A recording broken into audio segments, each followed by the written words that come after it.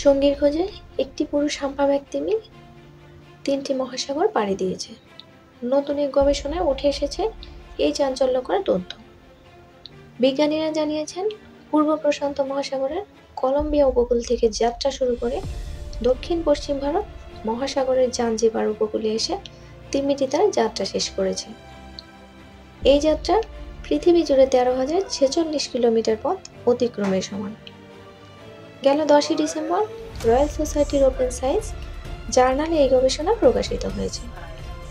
জানা গেছে, যৌনতার জন্য সঙ্গীর খোঁজে এই পুরুষ তিমিটি 3টি মহাসাগর পাড়ি দিয়েছে।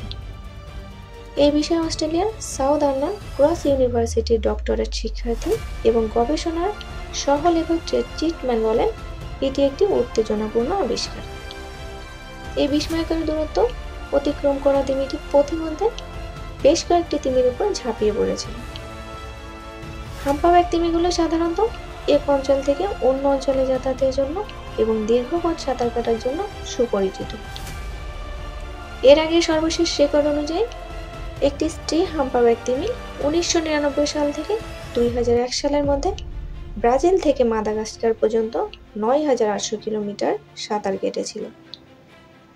নতুন গবেষণায় পুরুষ হাম্পাব্যাকটি এক প্রজনন অঞ্চল থেকে অন্য প্রজনন অঞ্চলে ভ্রমণ করার সময় দূরত্বের নতুন রেকর্ড স্থাপন করেছে।